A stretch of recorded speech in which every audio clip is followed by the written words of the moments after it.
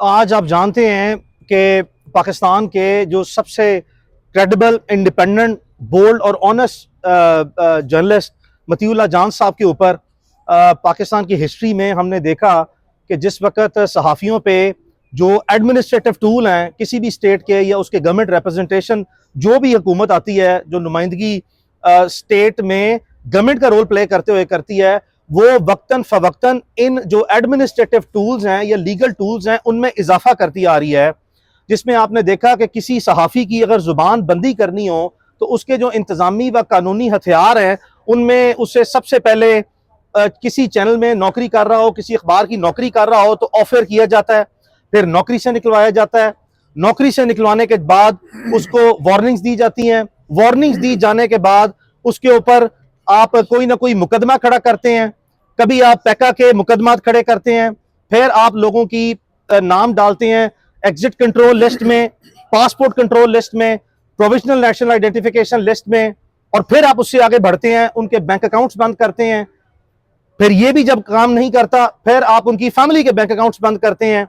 फिर ये भी जब काम नहीं बनता फिर कभी ना कभी वो इन्फोर्स डिसअपीयरेंस के केसेस का विक्टिम बनते हैं। फिर जब इससे भी काम नहीं बनता तो लोएस्ट ऑफ द लोएस्ट पे जो सा है वो ये पेडल दबता जाता है, रेस बढ़ती जाती है, और फिर आप उन पे इस तरह के पाकिस्तान की तारीख के इंतहाई घटिया, शर्मनाक और इंतहाई मतलब जिससे किसी भी इंसान को किसी पढ़े लिखे मुआशरे में इन चीजों से इस तरह के बेहुदा और बेशर्माना इल्जामात से, और ये इससे ज्यादा तज़हीक हो नहीं सकती कि पूरे पाकिस्तान में जिस शख्स की ये क्रेडिबिलिटी है कि उसकी जिंदगी में कोई उसका क्रिमिनल रिकॉर्ड नहीं है, उसने सारी जिंदगी जो है वो ऑनरेबल तरीके से, लर्नर्ड तरीके से जो है वो सहाफत की है। इस उम्र में जब उसके बाल सफेद हो रहे हैं और वो जिंदगी में इस उम्र में जा रहा है, आप उसके ऊपर आइस जैसे, मंशियात जैसे इंतहाई घटिया और दहशतगर्दी जैसे इंतहाई बेशर्माना किस्म के इल्जाम लगाते हैं। अगर आपने किसी भी सहाफी की जुबान बंदी के लिए ये सारे हथियारों को इस्तेमाल करना है तो कम से कम इस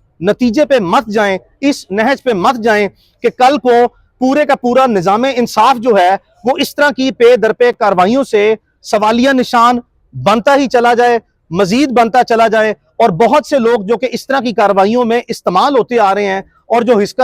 इसका हिस्सा नहीं बनना चाहते उनकी तादाद में इजाफा हो जाए। Now I am coming to the case itself. आप जानते हैं कि मतीउल्लाह जान साहब पे भी इसी तरह के बैकग्राउंड में एक लीगल टूल इस्तेमाल किया गया माजी में, जो कि इनको 2020 में इन्फोर्स्ड डिसअपीयरेंस जो है वो इनकी की गई,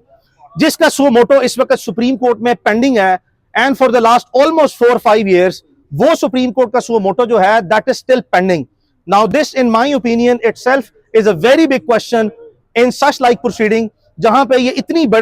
इतने बड़े पैमाने पर इतना कुछ हो रहा है और सहाफती आजादियां जो हैं उन पर कदगनों के बाद कदगन और फिर एक कदगन के बाद मजीद कदगनें लगाई जा रही हैं। यहां पर भी इस तरह के केसेस का सुप्रीम कोर्ट ऑफ पाकिस्तान में अभी तक पेंडिंग रहना और किसी तरफ उसका रुख ना हो के उसका हतमी फैसला ना करना भी एक सवालिया निशान है। अब आप जानते हैं पिछले साल इस्लामाबाद में एक 27 नवंबर का जो भी वाकया हुआ उस पर सहाफती जिम्मेदारियां निभाने के लिए मतीउल्लाह जान साहब, साकिब बशीर साहब, एजाज सैयद साहब, ये सारे रिपोर्टेडली, और ये पब्लिक डॉक्यूमेंटेड चीजें हैं और आज से नहीं है, जिस तारीख को ये वहां पे गए उसी वक्त से ही मौजूद हैं कि इन्होंने पिम्स हॉस्पिटल में जाके अपनी इन्वेस्टिगेटिव जर्नलिज्म को कैरी ऑन करते वक्त कुछ पब्लिक डॉक्यूमेंटेशन की, और वहीं से ही पिम्स के अहाते से जो कि साकिब बशीर साहब को और मतीउल्लाह जान साहब को अबडक्ट किया गया, और फिर उसी मकाम पे चंद घंटों के बाद इनको एक कपड़ा ढांप के इनके चेहरों पर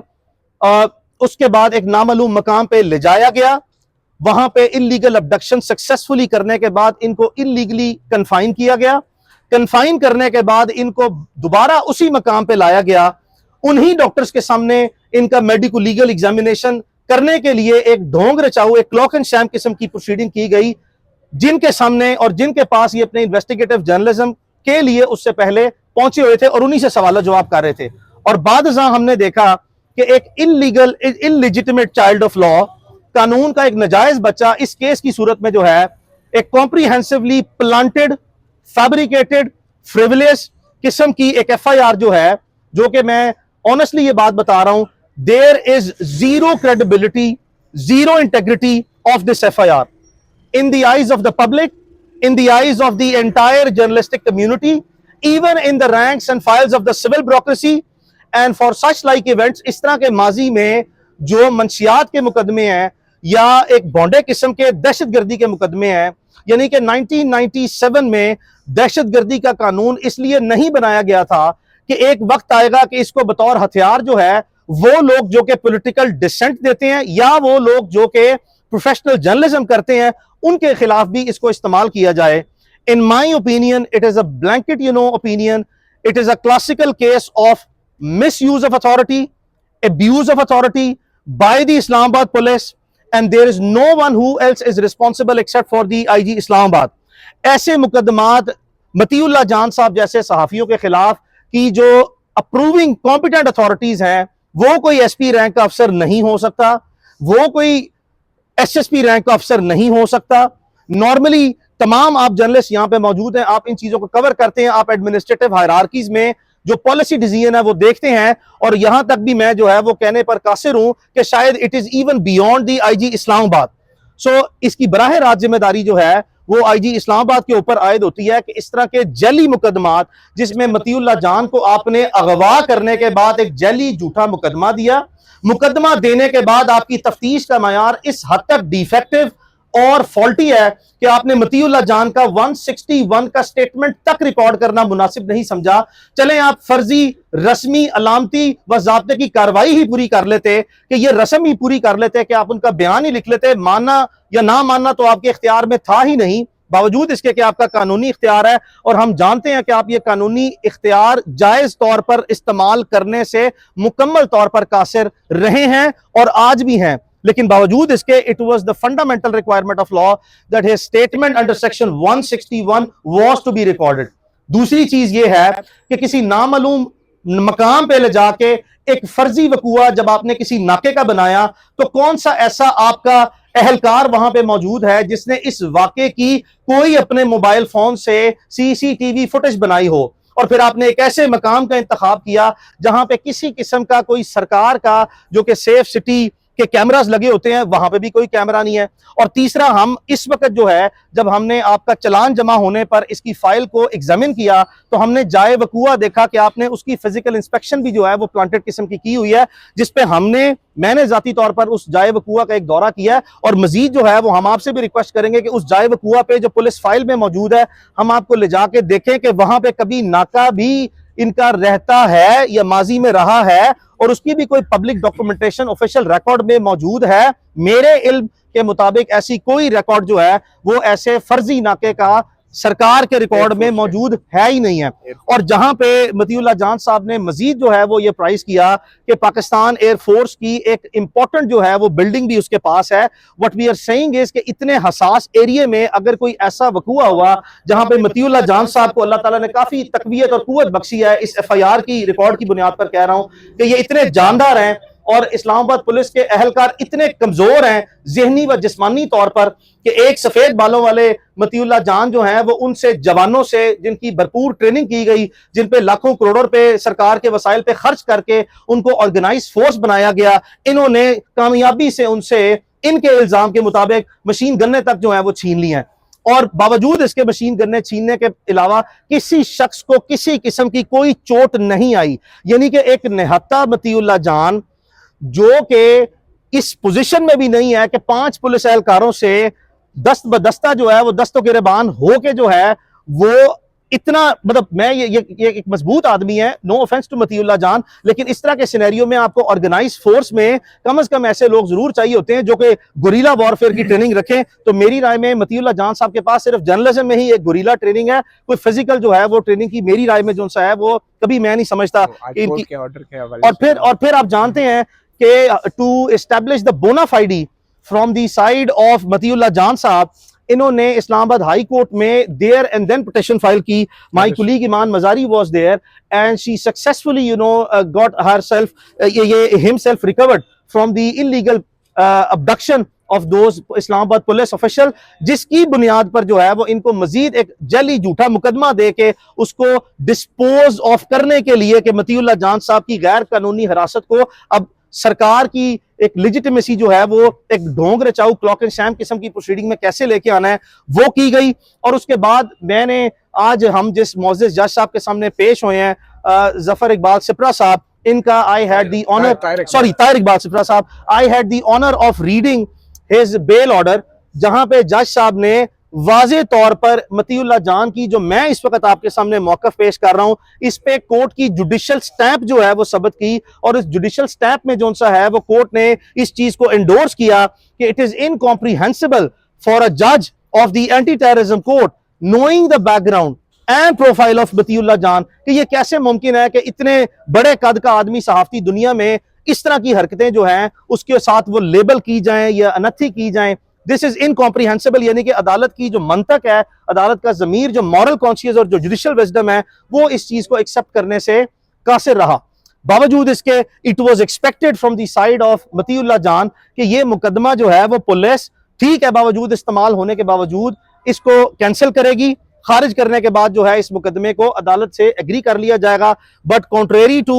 what the expectations of Matiullah Jan was, इन्होंने एक चलान जो है वो जमा कराना मुनासिब समझा, जिसमें इस केस की मुमकिना जो मटीरियल एविडेंस है दैट इज ऑल्सो मिसिंग, यानी कि महज ऑकुलर अकाउंट पे जुबानी गवाहों के मौके पर मौजूदगी जाहिर करके एक जली वकुआ में एक फर्जी रस्मी सी कार्रवाई के बयान के अलावा इस केस में कुछ भी मौजूद नहीं है। यानी कि मतीउल्लाह जान साहब का के हाथों से किसी कांस्टेबल का या किसी पुलिस ऑफिशियल का जख्मी होना भी अलर्ज नहीं है, किसी का कोई मेडिको लीगल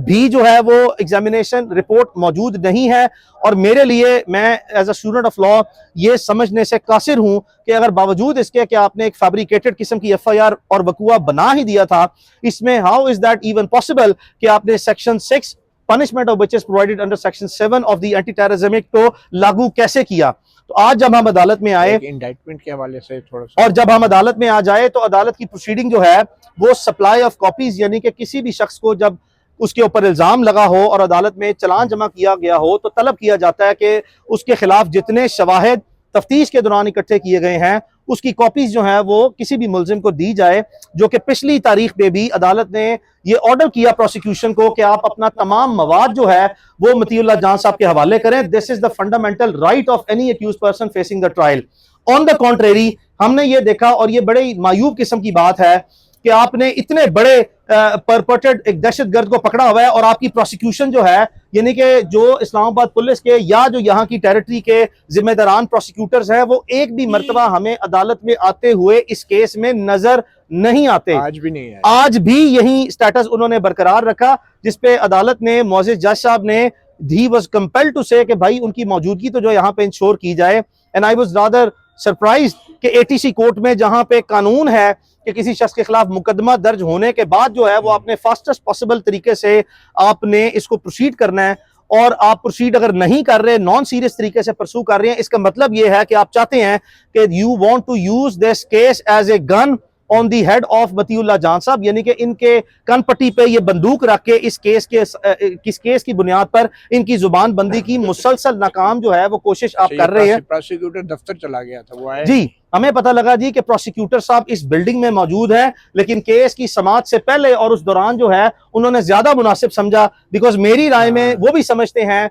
दिल ही दिल में कम से कम समझते हैं, कोर्ट में भी एक्सप्रेस नहीं किया कि उनका केस भी इस काबिल नहीं है कि वो अदालत में खड़े होकर इसको डिफेंड कर सकें, लिहाजा उन्होंने मुनासिब समझा कि आज की कार्रवाई में वो अदालत में मौजूद ना रहें और वो स्ट्रेट अवे अपने दफ्तर में जाना उन्होंने मुनासिब समझा। हमने आज अदालत में एक एप्लीकेशन फाइल की है 265C की, for the provision of the complete record file by the Islamabad police in this case, कि हमें इसका मुकम्मल मुफस्सिल तमाम वो चीजें जो इस केस फाइल का हिस्सा बनाई गई हैं उसमें एपिसोड्स में या टोटल्स में ये रिकॉर्ड ना दिया जाए, मुकम्मल तौर पर एक ही मर्तबा रिकॉर्ड दिया जाए, जिसको हम मतीउल्लाह जान साहब के साथ एज ए डिफेंस काउंसिल बैठ के एग्जामिन करें, और उसके 7 दिन बाद फिर अगर अदालत जो है वो अगले मरहले पे कार्रवाई के बढ़ती है, उस कार्रवाई का जो है वो हिस्सा इसको आगे तस्लीम किया जाएगा। मेरा आखिर में कहना यह है, this is a classical case of terrorism versus journalism, not only to the extent of Matiullah Jan but a lot of other journalists। ये जो प्रैक्टिस है, ये जो रवायतें जो हैं कि सहाफती बरादरी को रिपीटेडली मुसलसल एक बुनियाद जैली बनाकर फिर दूसरी हेरा फेरी की बुनियाद पर इस तरह की दहशतगर्दी की और मंशियात के पर्चे देना, it is an unacceptable practice. This should not be encouraged by the courts specially. और मैं जाती तौर पर समझता हूं जितनी बड़ी तादाद में यहाँ पे सहाफ़ी बरादरी आती है वो इस तरह की केसेस के सामने जिस तरीके से अपने केसेस को जब वो विक्टिमाइज फील कर रहे हैं, फेस करते हैं, मेरी राय में जो है वो इसी तरह ही जो है वो इसके सामने आपने एक ऑनरेबल तरीके से पार्ट ऑफ प्रोसीडिंग बन के रेजिस्ट भी करना है, अपनी आवाज़ भी उठानी है ताकि ये सिलसिला जो है वो बंद हो सके। ठीक है, बहुत शुक्रिया अली इशफाक इमरान साहब का, ईमान मज़ारी साहब का, अफजल भट्ट हैं, दीगर जो सहाफ़ी हैं वो जहाँ पे आए, आप सब दोस्तों का बहुत शुक्रिया। मैं सिर्फ ये रिक्वेस्ट कर रहा हूँ अली इशफाक साहब से कि इस पूरे मुकदमे की जो है ना लाइव नशरियात के लिए दरख्वास्त अदालत में दी जाए और वो भी इंशाल्लाह हम फाइल करेंगे, सारी दुनिया ताकि देखे कि ये क्या केस है और ये सिर्फ एक सहाफ़ी की बात नहीं है, तो सारी दुनिया देखे कि इस वक्त हो क्या रहा है यहाँ पे। तो एक बार फिर बहुत शुक्रिया ईमान आपका भी, थैंक यू, बहुत शुक्रिया आप लोगों का।